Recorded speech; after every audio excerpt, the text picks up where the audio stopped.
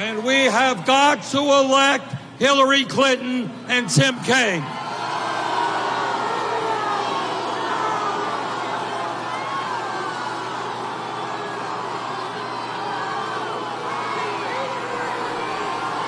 Take it, Sanders. Take it. Take it. My feelings for Sanders are complicated right now. I'm sorry. Yeah, Sanders got booed there. And I hate to say this, but, and there's no hard feelings to Sanders in this case. This has nothing to do with how I feel about Sanders. This is a political choice in the sense that I don't necessarily think voting into Biden is the best choice. So yes, I will be making my way to one of those stadiums for that very specific moment where I can boo unapologetically one Bernie Sanders. Beyond that point, I want to talk about something else. Somebody else who needs to be booed. Right-wingers have started to make this argument that the COVID-19 virus is not as bad as people say it is. Meaning, it's okay for a certain number of people in the population to maybe take an axe. I mean, we got to get this economy back going. So, we got to move this along. We can't have our economy take the hit like this. And so they've been bringing on either Fauci, who's an infectious disease specialist. He's our guy, the most trusted in the administration. And Fox News, after talking to Fauci and getting sane, rational conversation from somebody who is a specialist on that front, brings on somebody who is not a specialist on this front, and brings on somebody who is a psychologist on television. He may be a psychologist in real life, but he definitely plays one on television. I am talking about Dr. Phil. And they're getting a psychologist, Dr. Phil, advice on infectious disease. Only on Fox News. Why?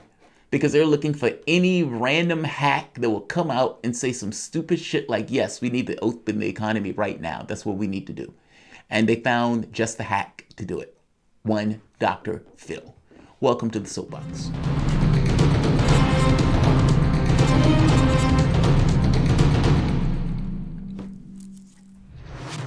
My name is Jamarl Thomas. This is the Progressive Soapbox. Guys, if you dig this content, please like, share, subscribe. You can always support PayPal.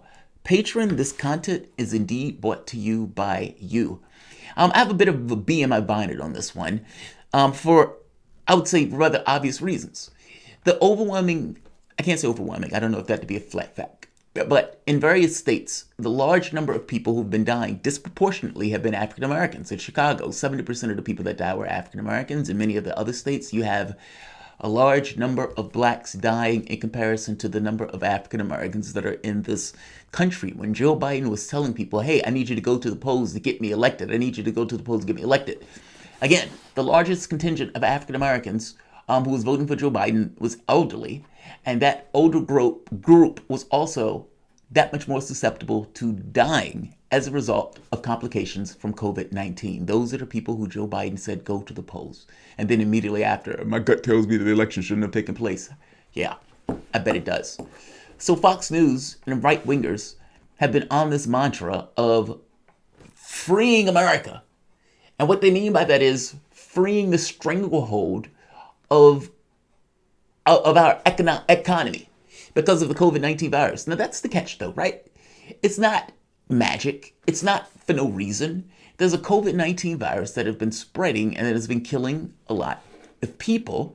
And the whole point is to keep the spread of that particular virus to a minimum so it does not overwhelm our meager healthcare faculties or facilities that have been engaging in profit as opposed to stacking up on supplies for a day like this when the pandemic hits. 680,541 cases in the United States. Just so we're very clear, that's a low number. Why is that a low number, Jamal?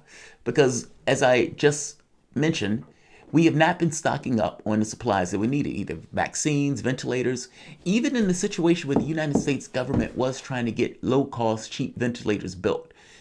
The company who bought out the company that the United States had been investing in to build those ventilators nixed the project because it was not profitable enough. But that's your system, right? Everything in your system is based entirely on this notion of profit. Now, I've had right-wingers on the show who are like, that's not a bad thing. Well, Congratulations. You don't have the ventilators. You don't have the vaccines. Why? Because those things weren't profitable to get. There's some things that you get because you need those things, not because they're necessarily popular. I would argue that any aspect of our society that's a requirement should not be left to the hands of public or private enterprise. And this is a pretty good example of why. You have vaccines that you couldn't necessarily get, supplies that you couldn't necessarily get, equipment that you need for protective gear and everything else that you couldn't necessarily get, ventilators for cheap that you couldn't necessarily get. Those things weren't profitable to have. Those things weren't profitable to make. And because they weren't profitable to make, we can't have them. It is a religious belief that says everything in your society needs to be governed by markets. Even if you believe in capitalism, okay, does it need to be in everything? And just in and of itself, let's be very clear, even capitalism itself is just a religious belief. I guess I'm making the point that in real material terms, you are taking a hit entirely for ideological reasons. Look at your country as compared to these other countries. It's not even close. And again, you don't even have the test kits necessary in order to even know what that number actually is. That number may be much, much higher than that. You have a situation where, 20 million people have lost their jobs, nearly 20 million people. You have, nearly 10 million people without health care at this point because they were connected to their jobs. Again, all of those are failures of policy and ideology. I'm just saying. Continue within the context of the failure of ideology. Right-wingers have been going out trying to get people back to work and open up the economy in the middle of a pandemic where our numbers are still rising. Let's hear one not infectious disease specialist, psychologist, at the very least he plays one on TV, Dr. Phil. 250 people a year die from poverty. And the poverty line is getting such that more and more people are going to fall below that because the economy is crashing around us. And they're doing that because people are dying from the coronavirus. I get that. But look, the fact of the matter is we have people dying, 45,000 people a year. I love the fact that Dr. Phil had to look at his notes. Here's the catch, Dr. Phil. You may not know this because you play a psychologist on television. But I do a YouTube show where we get in debates and everything else, and a radio show for that matter. But we debate all the time. One thing that you don't do in a debate is make a shitty argument. I understand you need to make an argument for why people need to go to work. Fair enough. And you're trying to make an argument on why it's okay to open up the economy. Okay, fair enough. But the root of your argument is basically, it is people die from all of these other issues.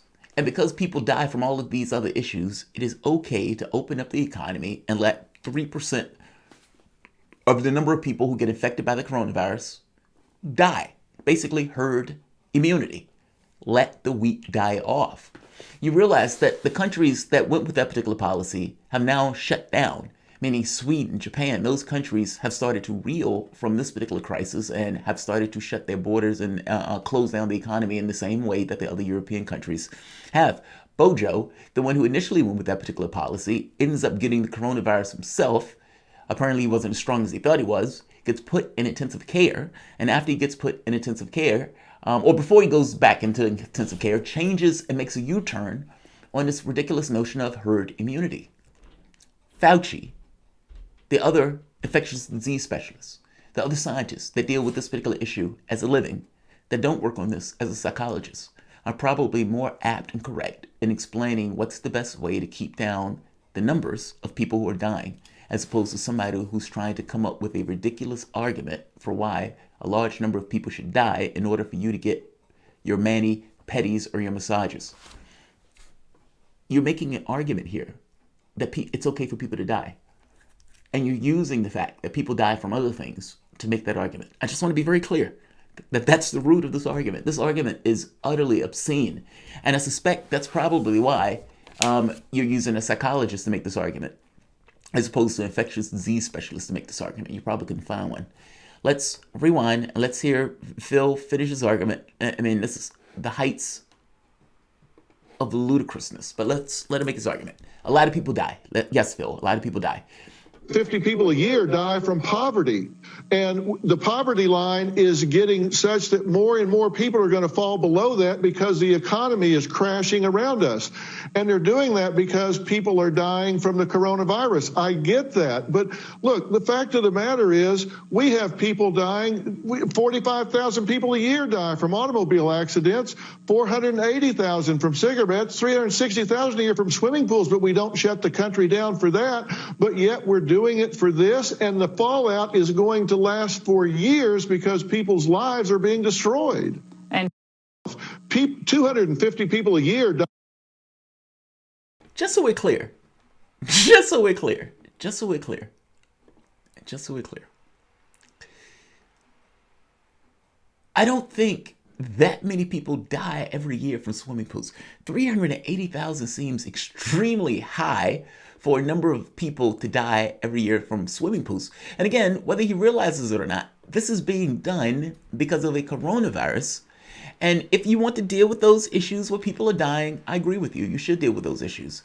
I'm willing to spend, us as a society coming together and spend money in order to be sure that people don't die from those cigarettes and die from these other issues. Let's have Medicare for all. Let's have these, get rid of poverty. That's, again, a political choice. Let's do those things. You're probably not on board for doing those things, but you are bringing those up as reasons or that things that people die. But this is obscene as an argument. This is obscene as an argument. So here's another one that I want to bring. Dr. Laura Ingraham. So Ingraham gets the opportunity to talk to Fauci. Listen to the way this conversation goes. And notice, again, you're trying to make an argument for why it's okay to open up the economy, when Fauci and other specialists tell us that that will cause a loss of life. Let's hear Ingraham, who is not on board for this. She believes that, no, we got to open up the economy. We got to open up the economy. It's not as bad as you say it is. I have a clip of her saying that the other day, but now she gets the man on himself. So let's let her make her argument, lunatikish argument, to an actual infectious disease specialist. for SARS. I mean, they got close in mice. We don't have a vaccine for HIV, and life did go on, right? So the idea that we're definitely going to have a vaccine, we didn't really approach much else in the same way as we're pegging going back to normal with a vaccine, did we? Well, no, but Laura, this is different. HIV/AIDS is entirely different. Just so we're clear. I don't know if she has a producer. I have a producer on my other show, Political Misfits. And if I would have sat with my producer and Bob, and I would have said, all right, I'm going to argue that AIDS is in some way similar to the COVID-19 virus. My producer would have been like, wait a minute, those things are different. The transmission of AIDS or HIV has to become through some level of sexual contact or something, whereas the transmission of COVID-19, dude could be over on the other side of the room and get it. Those aren't at the same quantities. As for SARS, he makes the point to her that SARS went away. To which she says, well, wait a minute, wouldn't this go away? He was like, how would I know whether this will go away or not? But we can't necessarily peg our hopes that the virus will go away. And here's the catch. Based on the policies that these guys are trying to push for, meaning open the economy, not only would it not go away anytime soon, it would get progressively worse. You're talking about overwhelming hospitals. Look at New York right now and imagine that in the various cities across the United States. If Fox News gets his way, that's where Fox News is trying to go. And of course, we have the magnificent witch doctor, Dr. Oz, on Sean Hannity, again, pushing Trump's line of free the country. Let's hear Dr. Oz. Dr. Oz, I don't know if he's a real doctor or not, plays one on television, is about to make the argument that 2 or 3% of the population dying. Look, man, shit happens. Dr. Oz, help us. Well, first, we need our mojo back. Let's start with things that are really critical to the nation where we think we might be able to open without getting into a lot of trouble. I tell you, schools are a very appetizing opportunity. I just saw a nice piece in the Lancet arguing that the opening of schools may only cost us 2 to 3% in terms of total mortality. And, that's any life is a life lost. But to get every child back into a school where they're safely being educated, being fed, and making the most out of their lives with a theoretical risk in the backside, it might be a trade-off some folks would consider. We need to get industry back, supply lines. I mean, things that...